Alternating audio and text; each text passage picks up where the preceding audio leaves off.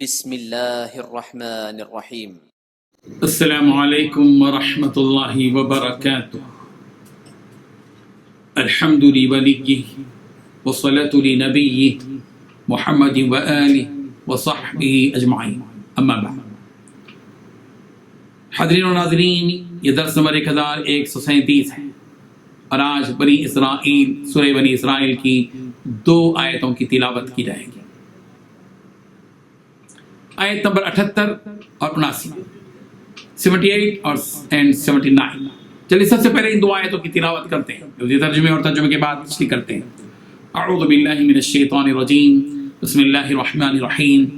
اقم الصلاة لدلوک الشمس الى غسق اللیل وقرآن الفجر ان قرآن الفجر كان مشهودا ومن الليل فتهجد به نافلة لك عسى أن يبعثك ربك مقاما محمودا، صدق اللہ العظیم۔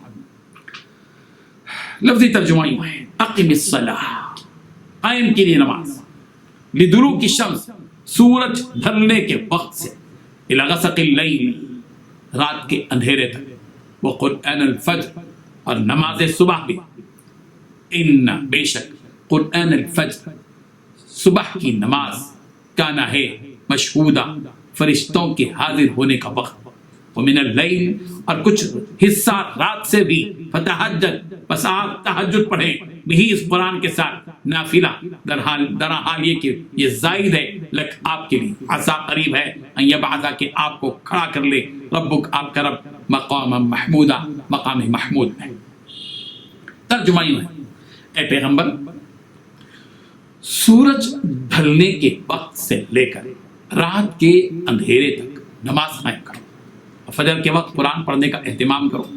یاد رکھو کہ فجر کی تلاوت میں مجمع حاضر ہوتا ہے، اور رات کے کچھ حصے میں تہجد پڑھا کرو، جو تمہارے لیے ایک اضافی عبادت ہے۔ امید ہے کہ تمہارا پروردگار تمہیں مقام محمود تک پہنچائے گا۔ ان 2 آیتوں میں 5 باتیں بتلائی گئی ہیں۔ پہلی بات، اے پیغمبر، سورج ڈھلنے کے وقت سے لے کر رات کے اندھیرے تک نماز قائم کرو۔ دوسری بات، فجر کے وقت قرآن پڑھنے کا اہتمام کرو۔ تیسری بات، یاد رکھو فجر کی تلاوت میں مجمع حاضر ہوتا ہے۔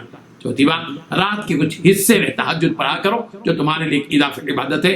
پانچویں بات، امید ہے کہ تمہارا پروردگار تمہیں مقام محمود تک پہنچائے گا۔ بزرگان محترم، مکے کے مشرکوں کے مکر و فریب اور ان کے چال بازیوں کے تذکرے کے بعد اللہ تبارک و تعالیٰ رسول رحمت صلی اللہ علیہ وسلم کو اس بات کا حکم دے رہے ہیں کہ آپ ان ساری چیزوں کی طرف اپنا دل نہ رکھیں، ان سے اپنا دل، اپنا دماغ پھیر لیں۔ آپ کو جس مقصد سے اس دنیا میں بھیجا گیا ہے، آپ اپنے حقیقی پروردگار کی طرف اپنا دل لگائیں اور اپنے رب کی عبادت میں لگے رہیں، مشغول رہیں اللہ تعالیٰ کی عبادت میں۔ اور عبادتوں میں سب سے افضل عبادت تو نماز ہے۔ نماز کو قائم کیجیے، اس سے کہ ایمان کے بعد سب سے اہم عبادت نماز کو قائم کرنا ہے۔ چنانچہ اللہ تبارک و تعالیٰ نے رسول رحمت صلی اللہ علیہ وسلم کو اس آیت میں حکم دیا، اقیم الصلاۃ، پیغمبر نماز قائم کیجیے۔ کب سے کب تک؟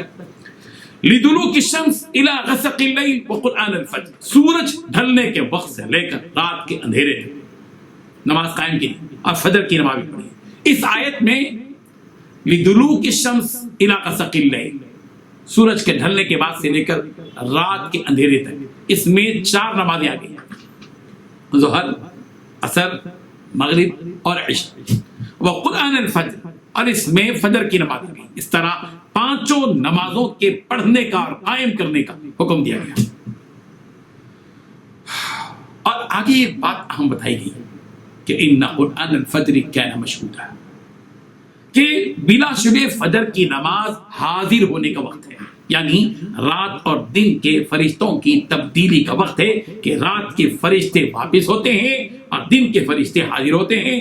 اس طرح جو رات بھر رہے وہ فجر کی نماز میں رہیں گے، جو دن بھر رہنے والے ہیں وہ بھی فجر میں رہیں گے۔ رات والے فجر پڑھ کر چلے جائیں گے، فجر کے بعد چلے جائیں گے، اور دن والے فجر کے بعد سے اپنی ڈیوٹی شروع کریں گے۔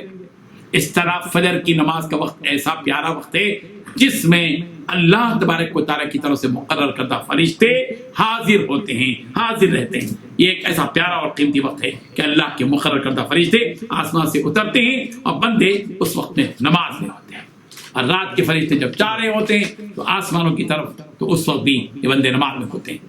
فجر کی نماز کو قرآن کے پڑھنے کی جانب منسوب اس لیے بھی کیا گیا کہ فجر کی نماز میں قرات لمبی ہوتی ہے، دیوالے مفصل والی صورتیں پڑھی جاتی ہیں، اور قرات کے اعتبار سے پانچوں نمازوں میں فجر کی نماز طویل ہوتی ہے، لمبی ہوتی ہے۔ بخاری اور مسلم کی روایت ہے، حضرت ابو ہریرہ رضی اللہ عنہ روایت کرتے ہیں، رسول رحمت صلی اللہ علیہ وسلم نے فرمایا، تم میں رات اور دن کے فرشتے ایک کے بعد دیگرے آتے جاتے ہیں، اور دونوں فرشتے رات والے اور دن والے فجر کی نماز میں ایک جگہ جمع ہوتے ہیں، اور اسی طرح عصر کی نماز میں بھی ایسا ہی ہوتا ہے۔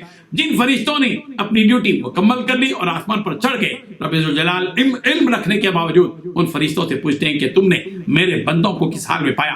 وہ فرشتے کہتے ہیں کہ ہم ان کے پاس آئے تو ہم نے ان کو نماز پڑھتے ہوئے پایا، اور ہم نے جب ان کو چھوڑا تو جو اس حال میں چھوڑا کہ وہ نماز ہی پڑھ رہے تھے۔ یوں تو فرشتے فجر اور عصر دونوں میں جمع ہوتے ہیں، لیکن صرف فجر کی نماز کا ذکر بطور خاص اس لیے کیا گیا کہ فجر کی نماز میں بندے اپنی نیند چھوڑ کر حاضر ہوتے ہیں، جو یقیناً شاہ گزرتا ہے۔ بندوں کو یہاں یہ تاکید کی جا رہی ہے کہ فجر کے وقت میں اپنی نیندوں کو چھوڑو، بستروں سے الگ ہو جاؤ، اور وہاں حاضری دو جہاں رب ذوالجلال کے فرشتے بھی حاضر ہیں۔ اس کے بعد رسول رحمت صلی اللہ علیہ وسلم سے تہجد سے متعلق یہ حکم دیا جا رہا ہے کہ رات کے کچھ حصے میں تہجد پڑھا کرو، جو تمہارے لیے ایک اضافی عبادت ہے۔ وَمِنَ اللَّيْلِ فَتَهَجَّدْ بِهِ نَافِلَةً لَكَ عَسَىٰ أَن يَبْعَثَكَ رَبُّكَ مَقَامًا مَحْمُودًا۔ پیغمبر کو کہا گیا، یہ حکم بظاہر رسول رحمت صلی اللہ علیہ وسلم سے ہے۔ بعض علماء کی یہ رائے ہے کہ 5 نمازوں کے علاوہ تہجد کی نماز بطور خاص رسول رحمت صلی اللہ علیہ وسلم پر فرض کی گئی، چونکہ یہ نماز 5 نمازوں سے ہٹ کر ایک زائد نماز ہے، اس لیے اس کو نافلہ کہا گیا۔ یہاں نافلہ سے مراد وہ نفل نہیں جو ہمارے ہاں معروف ہے۔ اس میں اختلاف ہے کہ رسول رحمت صلی اللہ علیہ وسلم پر یہ نماز بعد میں بھی فرض رہی یا آپ کے لیے بھی بعد میں چل کر تہجد کی نماز نفل کے درجے میں کر دی گئی، اس میں اختلاف ہے۔ بعض کہتے ہیں کہ ہمیشہ آپ پر یہ فرض رہی، بعض کہتے ہیں کہ ابتدا میں فرض رہی اور بعد میں وہ نفل ہوگی۔ حضرت ثوبان رضی اللہ عنہ سے روایت ہے، رسول رحمت صلی اللہ علیہ وسلم نے ارشاد فرمایا، بلا شبہ یہ بیداری مشقت کی چیز ہے اور نفسوں پر بھاری ہے۔ جب تم میں سے کوئی شخص اول رات میں وتر پڑھ لے تو اس کے بعد 2 رکعتیں نفل پڑھ لے، اس کے بعد اگر رات کو کھڑا ہو گیا تو یہ اس کے لیے بہتر ہوگا، ورنہ وہ 2 رکعت جو سونے سے پہلے پڑھی رات کے قیام کے حساب میں لگ جائے گی۔ دارمی کی روایت ہے۔ لیکن اصل تہجد تو وہی ہے جو سو کر اٹھنے کے بعد پڑھی جاتی ہے، اس لیے کہ اس میں مشقت زیادہ ہے۔ حضرت ابو امامہ رضی اللہ عنہ سے روایت ہے، رسول رحمت صلی اللہ علیہ وسلم نے ارشاد فرمایا، تم رات کے قیام کرنے کو لازم پکڑ لو، کیونکہ تم سے پہلے جو صالحین گزرے ہیں یہ ان کی عبادت رہی ہے، اور وہ تمہارے رب کی نزدیکی کا سبب ہے اور تمہارے گناہوں کا کفارہ ہے، اور گناہوں سے روکنے والی چیز ہے۔ ترمذی کی روایت حضرت ابو ہریرہ رضی اللہ عنہ سے روایت ہے، رسول رحمت صلی اللہ علیہ وسلم نے ارشاد فرمایا، فرض نماز کے بعد سب سے زیادہ افضل وہ نماز ہے جو رات کے درمیان۔ مشکات شریف حضرت ابو ہریرہ رضی اللہ عنہ سے روایت ہے، رسول رحمت صلی اللہ علیہ وسلم نے عسیٰ ان یبعثک ربک مقام محمودا کی تفسیر میں فرمایا کہ مقام محمود سے مراد شفاعت ہے۔ اللہ تعالیٰ کا وعدہ ہے کہ آپ صلی اللہ علیہ وسلم کو مقام محمود عطا فرمائے گا۔ عسیٰ ان یبعثک ربک مقام محمودا، امید ہے کہ اللہ آپ کو مقام محمود تک پہنچائے گا۔ امت محمدیہ کو اسی لیے حکم دیا گیا کہ اذان کے بعد ایسی دعا کریں جس میں پیارے پیغمبر صلی اللہ علیہ وسلم کے لیے مقام محمود مانگی جائے۔ یہی وجہ ہے کہ ہم اذان کے بعد جو دعا پڑھتے ہیں اس میں مقام محمود کی دعا کرتے ہیں۔ اللہ تبارک و تعالی ہم سب کو ان آیتوں سے سبق حاصل کرنے کی توفیق عطا فرمائے۔ وآخر دعوانا ان الحمد للہ۔